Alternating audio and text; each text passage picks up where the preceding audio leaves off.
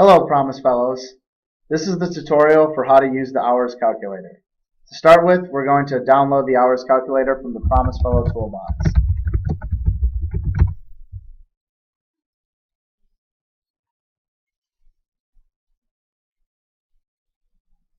Once we're in the Promise Fellow toolbox, we're going to scroll down to Timesheets and Policies. The hours calculator is under the Payroll and Timesheets section. There are two versions of the hours calculator. One for people who are serving 40 hours a week and one for people who are serving 30 hours a week. Make sure that you select the correct version of the hours calculator based on how many hours per week you need to be serving. For this example, we'll use the 40 hour per week hours calculator.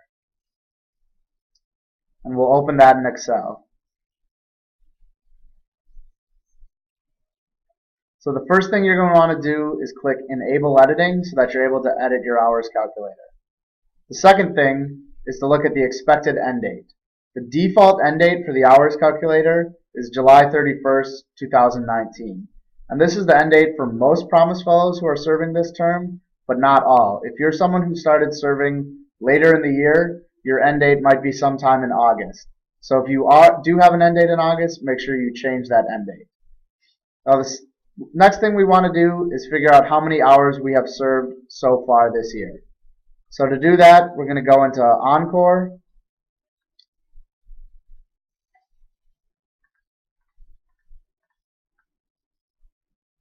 Log in as an AmeriCorps member, and we're going to log into our account.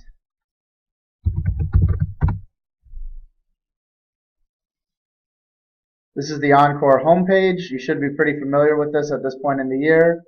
To find how many hours you've served, hover over Time Tracking and click Enter Timesheets. And then right over here in the total, this is the total number of hours that have been approved. So for this member, they've served 400 hours. So we'll reopen the hours calculator and we'll enter that in at the closest date that matches up. So all of these dates are Fridays at the end of weeks. They don't correspond to the payroll periods. They just correspond to each week. So for this example, the last timesheet was due at the end of November. So we want to enter the total numbers we've served by the end of November into 11/30/2018. And then what we're going to want to do is look over at future planning statistics. This is the most important section. So we've entered 400 hours in. That's how many hours we've served at this time. And that tells us that we have 1,320 hours left to be served. We have 33 weeks left in the term that are unplanned.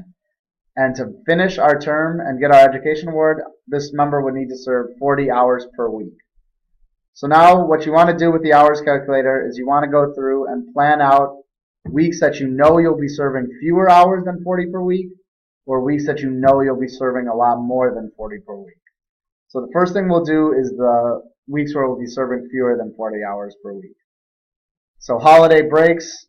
These 2 weeks are winter break for a lot of schools and service sites. Your site might be closed, so you might not be able to get in a full 40-hour week. For this example, let's say we know we're going to be able to serve 20 hours during those 2 weeks. You would enter 20 into there. Now if you scroll up, now there's only 31 weeks left unplanned. And for all of the unplanned weeks, you'll need to serve 41.29 hours per week. And then spring break is another big one. I know my site will be closed during spring break and I won't be able to do a full 40-hour week, so maybe I put in 25 there. And then Memorial Day, my site will be closed that Monday, so maybe I'm only going to serve 32 hours that week. And then same with the 4th of July, that'll be one day where the site is closed, so 32 there as well. So now I've gone through and I've entered all the weeks where I know I won't be able to serve 40 hours per week. And if I scroll back up, at this point, there's 28 weeks that I haven't planned, and I would need to average 42.54 hours per week. Ideally, you want to keep this number below 40. If this number does get above 40, like in this example, you would need to come up with an hours plan to make up your hours. And then the other thing we want to do is enter hours into weeks where we know we'll be serving a lot more than 40. Let's say I know that during February, the first week of February, My site is doing a retreat, so I know I'm going to be serving 60 hours that week. And I know there's also a retreat in mid-March, so that'll be another 60-hour week. And then my site, let's say we also have a summer retreat at the end of June, so that's another 60-hour week. So I would enter those in. Now if I scroll back up, now there's only 25 weeks that haven't been planned yet between now and the end of the term. And for those weeks, I need to serve 40.44 hours per week. And again, ideally, you want this number to be under 40 so that your number of hours per week is more manageable. If it's getting above 40, and specifically if it's getting high above 40, you want to contact your trainer or Joe at jbit@mnyouth.net to come up with an hours plan to help you make sure you finish your term out correctly.